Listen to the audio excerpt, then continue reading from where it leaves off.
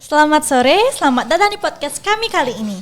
Kami akan membahas topik yang sangat menarik dan relevan, yaitu AI dan transformasi pendidikan. Bersama saya, Eni Prasiska Putri, dan rekan saya, Misal Ria Panggalo, yang akan menemani kalian dalam podcast kali ini. Selamat sore, terima kasih sudah bergabung. Pada episode ini, kami juga mengundang seorang narasumber yang berkompeten di bidangnya, yaitu Bapak Alexander Hamonangan Simamora, SE MPD.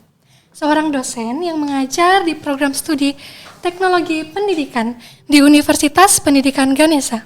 Selamat datang Bapak Alex dan terima kasih sudah meluangkan waktu untuk hadir di podcast kami. Selamat sore, Nick. Selamat sore, Bapak. Selamat sore, Michelle. Selamat sore, Bapak. Baiklah, sebelum kita masuk, apa kabar nih, Bapak? Baik. Gimana kabar kalian? Baik juga, Bapak. Bapak. Terima kasih. Nah, kami tahu bahwa Bapak sangat sibuk dengan pekerjaan di bidang teknologi pendidikan. Nah, bagaimana nih cara Bapak meluangkan waktunya antara pekerjaan dan waktu luang? Sebenarnya sih nggak ada tips yang ini ya, yang khusus ya sebenarnya. Jadi ya kita harus pertama membagi waktu dengan benar, menjadwalkan misalnya kita harus mengajar di kampus gitu ya, ataupun misalnya kita ada kegiatan lain yang di luar kegiatan kampus. Jadi itu harus kita bagi. Itu aja sih sebenarnya yang harus kita atur jadwal kita. Gak ada tips rahasia nih, Pak? Yang penting jaga kesehatan aja deh. Itu yang paling penting. Oke, terima kasih Bapak. Sebelum kita masuk ke detail yang lebih mendalam tentang topik kita, menurut Bapak apa yang teknologi yang akan paling banyak mengubah cara kita belajar dalam beberapa dekade terakhir ini? Dalam beberapa dekade terakhir ya, kecerdasan buatan atau AI yang paling lagi ngetren sih sekarang ini gitu. Sudah familiar sekali Pak ya dengan kecerdasan buatan ini? Ya kita sebagai teknolog pembelajaran juga harus mengikuti tren juga sih. Ya, agar tidak ketinggalan zaman Pak ya. Harus begitu. Bisa Bapak berikan contoh konkret tentang bagaimana AI digunakan di kelas-kelas saat ini? Gini, contohnya misalnya kalau di pembelajaran gitu ya, pasti kalian juga pernah menggunakan AI ya. Misalnya ada sebuah tugas dari dosen ya, itu kalian pasti akan menggunakan beberapa AI yang untuk membantu kalian untuk mencari referensi gitu ya, atau mencari sebuah kalimat-kalimat yang ingin dimasukkan dalam sebuah tugas itu pasti contohnya ChatGPT. Itu sangat sudah tidak familiar. Familiar banget. Sudah familiar sekali Pak ya di kalangan mahasiswa tentunya. Betul.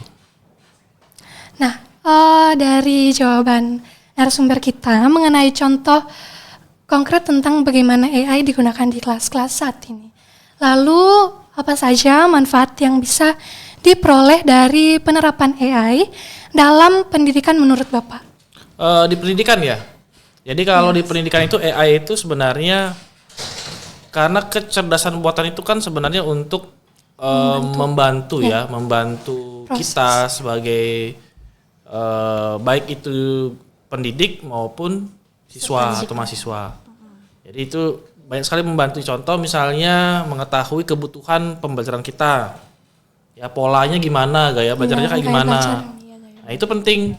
Jadi dengan AI itu kita bisa mempersonalisasi diri kita. Artinya misalnya Enik nih, Enik misalnya personalisasinya seperti apa? Pasti akan berbeda dengan Michelle. Terutama di gaya belajar misalnya Pak ya. Jadi misalnya dia sukanya menggunakan visual nih.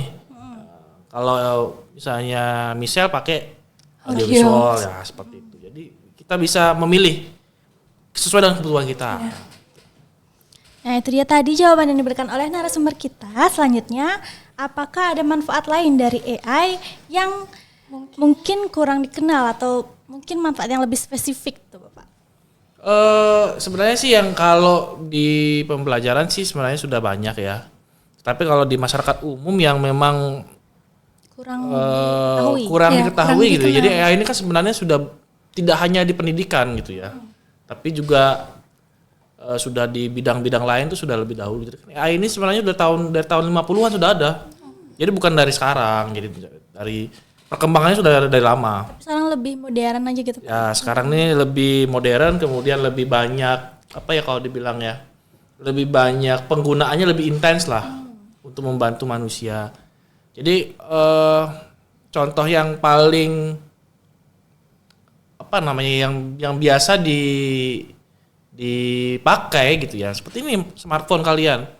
Nah, smartphone kalian kan bisa, misalnya kamera itu juga bisa dipergunakan untuk misalnya ada sebuah apa namanya objek ya. Kalian nggak tahu itu apa, kemudian beli di mana gitu ya. Saya tas ya, misalnya Enik sama Michelle, itu bagus tasnya gitu. Tapi itu apa mereknya ya? Itu harganya berapa ya? Nah itu bisa di apa namanya di foto, kemudian kita bisa mencari apa mereknya, berapa harganya gitu. Seperti itu yang belum banyak diketahui orang. Jadi kayak kita bisa mencari sesuatu tuh lewat internet tanpa kita harus ke tokonya gitu Pak ya? Ya jadi AI itu membantu, misalnya ada benda itu nggak apa namanya kita nggak tahu, kita foto terus kita ya pakai AI, jadi itu benda namanya apa, harganya berapa, bisa dibeli mana. Ya, jadi kayak kita bisa memperkira-kirakan dulu sebelum membeli gitu ya, agar kita bisa tahu. Jadi bisa membantu kita sih dalam kehidupan sehari-hari. Oke, lalu di sisi lain pasti ada tantangan dan kekhawatiran terkait penerapan AI dalam pendidikan. Nah, apa saja sih yang perlu kita perhatikan gitu? Ya, AI itu kan sebenarnya fungsinya membantu ya. Artinya membantu itu kalau kita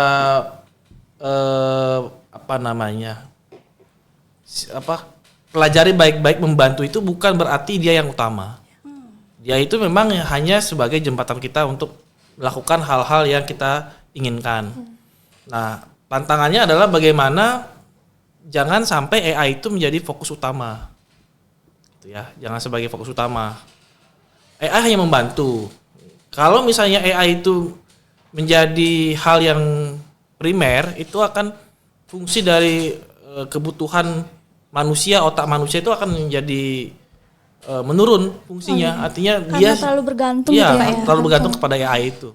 Itu tantangannya. Yang kemudian yang berikutnya adalah tantangannya bagaimana manusia itu juga harus punya sumber daya yang bagus untuk bisa menjalankan AI itu. Agar tidak kita yang dijalankan oleh AI-nya Pak ya. Jangan sampai kita yang dijajah oleh teknologi gitu. Baik, jadi itu dia jawaban dari narasumber kita mengenai tantangan dan kekhawatiran tentang penerapan AI.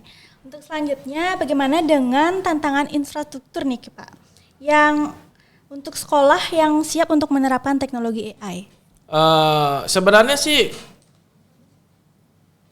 bukan di infrastrukturnya sebenarnya. Yang paling penting ya tentang penerapan AI ini, tetapi dari sisi sumber daya manusianya dulu. Ya, kenapa? Percuma kalau kita punya infrastruktur yang lengkap, teknologi yang canggih di sekolah gitu, tapi gurunya, siswanya itu tidak paham, tidak bisa menjalankan. Jadi yang pertama itu harusnya dari sumber daya manusianya dulu, dari gurunya dulu gitu ya, baru nanti lanjut kepada pengadaan infrastrukturnya. Jadi guru harus lebih tahu terlebih dahulu untuk mengajarkan murid-muridnya. Baru nanti bisa teknologi itu akan mengimbangi dari kemampuan dari gurunya. Oke, baik Bapak, terima kasih. Jadi bagaimana Bapak melihat masa depan AI dalam pendidikan nih Bapak? Kan apa saja inovasi yang bisa kita kembangkan dari adanya AI ini? Jadi sebenarnya AI ini sangat baik ya sebenarnya untuk kedepannya ya. Tetapi inovasi-inovasi itu memang harus jangan sampai inovasi itu melebihi dari apa yang kemampuan manusianya. Jangan terlalu memaksakan itu. Ya, jangan terlalu memaksakan. Kalau misalnya kita terlalu bertumpu pada AI, itu ya tadi saya bilang akan menjadi sebuah kemunduran bagi peradaban manusia. Jadi manusia itu akan dijajah oleh AI teknologi, sendiri. teknologi itu sendiri. Jadi itu yang kalau inovasi sih banyak yang bisa kita inovasikan, cuman yang penting jangan sampai AI atau teknologi itu yang akan menjadi tuan bagi kita. Jadi kita harus mengimbangi gitu Pak ya. Ya harus mengimbangi, harus tahu apa sih kebutuhan kita gitu. Jangan sampai AI itu malah mengatur hidup kita gitu. Nah itu dia tadi penerapan dan beberapa inovasi dari penerapan AI itu sendiri. Untuk selanjutnya, apakah Bapak melihat adanya potensi menggunakan AI dalam pendidikan ini Pak? Pendidikan yang lebih tinggi dan atau pelatihan profesional? Kalau potensi di pendidikan tinggi sih sebenarnya sudah banyak ya. Jadi kalau kita lihat ya, banyak menggunakan AI itu dalam mencari referensi jurnal itu ya. Iya, referensi-referensi yang bagus, yang sulit yang dicari itu bisa pakai AI. Kemudian bagaimana mengerjakan apapun itu sekarang sudah bisa dibantu dengan AI. Namun yang penting adalah bagaimana kita bisa mengontrol apa yang kita cari dan apa yang kita perlukan gitu. Karena kalau hanya menggunakan AI berarti ya skill atau otak kita itu jadi tumpul. Gitu. Jadi kita harus bisa menyeimbangi antara penggunaan AI yang baik ya Pak ya. Betul. Penggunaan AI itu seperti sekarang tuh kan sedang sibuk-sibuknya nih Pak mahasiswa mencari jurnal itu. Ya. Kalau kita menggunakan AI untuk meringkas isi jurnal yang sangat banyak itu apakah tidak apa-apa nih Pak? Sebenarnya sih tidak apa-apa. Yang penting begini, kita dibantu, tetapi kita harus tahu esensi. Jadi gini, jurnal itu apa isinya? AI itu hanya membantu meringkas Apa yang kita cari? apa yang kita cari. Tetapi kita harus tetap membaca, mengetahui apa sih isi jurnal itu. Gitu. Jangan sampai nanti malah sudah diringkas, kemudian itu juga diterjemahkan oleh AI lagi. Jadi fungsi kita hanya sebagai alat, dia sebagai yang belajar. Kan teknologi kan bukan Terbalik gitu jadi. ya, teknologi kan bukan manusia yang apa ya kalau dibilang yang belajar, tetapi kan kita sebagai manusia yang belajar. Jadi boleh kita dibantu oleh alat, tapi intinya itu tetap esensi dari saya tadi jurnal. Isi dari jurnal itu apa? Kita harus memahami isinya. Ya harus memahami itu. Sudah dibantu kan, sudah diringkas dari yang panjang. Banyak banget. Nah sekarang Sedikit. harus tahu esensinya apa. Oh maksud ini adalah media pembelajaran tentang ini. Apa sih? Ya, tujuannya apa? Manfaatnya apa? Nah, itu yang harus kita tahu. Dan pahami supaya nanti kalau ditanya sama dosennya nggak Ya itu kan bingung gitu, ketahuan Pak ya. loh. Kalau misalnya pakai AI itu, kalau keseluruhan kan susah menjawab pertanyaan dosen. Gitu. Nah, lalu bagi sekolah yang ingin mulai menerapkan AI dalam pendidikan, apa saran Bapak untuk langkah-langkah awal yang harus diambil? Ya seperti tadi harus pertama-tama adalah kuatkan dulu sumber daya manusianya. Jadi guru-gurunya juga harus diberikan pelatihan lah dulu. Diberikan pelatihan supaya tahu bagaimana AI itu, bagaimana cara mengoperasikan AI. Yang pertama, yang kedua adalah baru adakan atau pengadaan tentang alat-alat yang mendukung AI. Nah, itu sih yang penting dulu. Jangan sampai beli alat tapi tidak bisa ya menggunakan tidak bisa. alatnya. Kan mubazir ini. Nah, kan itu tidak semua guru bisa menggunakan alat itu Pak ya. Jadi gimana caranya agar guru itu mengerti dan bisa mengajarkan ke muridnya? Apa bisa menggunakan dari ikut webinar atau pelatihan khusus itu Ya, Pak? memang harus seperti itu. Jadi guru sebaiknya ya karena sekarang kan webinar, pelatihan itu kan tidak harus luring. Bisa online. Banyak juga Bisa yang daring kan. Dan juga itu kalau dibilang ya meningkatkan kompetensi guru juga. Bahkan banyak yang gratis loh. Agar guru tidak tertinggal juga Pak ya. Ya harus begitu. Iya. Apalagi sekarang kurikulum itu sudah semakin maju juga semakin berkembang Pak. Ya itu makanya guru juga harus terus meningkatkan kompetensinya. Itu dia tadi jawaban dari narasumber kita. Selanjutnya, apakah ada sumber daya atau platform tertentu yang dapat Bapak rekomendasikan untuk memulai implementasi AI di sekolah? Banyak sih ya kita bisa pakai gitu ya. Ya salah satunya sih mentoring. Mentoring itu bisa dengan cara menggunakan aplikasi misalnya Google Classroom. Itu ada. Jadi guru itu terbantu misalnya untuk menilai gitu ya, menilai pembelajarannya, mendesain pembelajarannya gitu. Itu lebih membantu Pak ya? Ya, lebih membantu. Juga sekarang kan banyak Canva. Canva itu sebenarnya AI. Jadi kalau kita misalnya ingin mencari apapun itu ya, template Desain semua sudah gitu. ada dibuatkan nih. Template, gambar-gambar itu ya. Resource-nya juga, Pak, ya? ya, video resource-nya itu semuanya sudah ada di Canva. Itu salah satu sebenarnya contoh yang mudah tentang AI. Nah, itu dia tadi jawaban yang diberikan oleh narasumber kita tentang platform yang contoh salah satunya adalah Google Classroom. Jadi untuk rekan-rekan yang ingin memulai mempelajari lebih dalam tentang AI, pertama bisa menggunakan Canva terlebih dahulu karena di sana sudah memberikan contoh tentang adanya pembuatan PPT, video dan yang lain-lainnya. Nah, setelah diskusi ini, apakah ada rekomendasi buku atau podcast yang menurut Bapak menarik untuk didengar atau ditonton oleh pendengar kami? Banyak sih ya podcast tentang AI ya. Intinya sebenarnya banyak juga tutorial-tutorial tentang bagaimana menggunakan AI itu di YouTube gitu ya. Itu bisa disimak, ditonton gitu ya. Tapi yang jelas adalah kalau kita membaca buku gitu ataupun misalnya menonton video, yang terpenting adalah AI ini kan sebenarnya tidak bisa dipelajari dengan membaca. Kalian harus harus juga mengaplikasikan.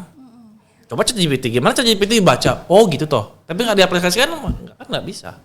Harus dicoba kan. Mencoba itu mengaplikasikan. Gitu. Baik, terima kasih Bapak Alex atas wawasannya yang sangat berharga ini. Sebelum kita akhiri, adakah pesan terakhir yang ingin Bapak sampaikan kepada para pendengar?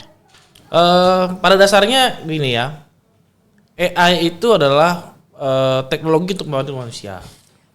Kita boleh memakainya, tetapi jangan sampai AI itu yang menjadi tuan bagi kita. Apa-apa pakai AI, apa-apa pakai AI. Boleh sih membantu, tapi jangan lupa bahwa kita adalah manusia yang memang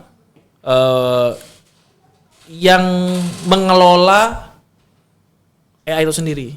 AI itu kan yang buat kan kita. Jangan sampai teknologi itu yang menjadi tuannya, kita sebagai hambanya. Iya, tidak terbalik nih Pak. Ya, dan juga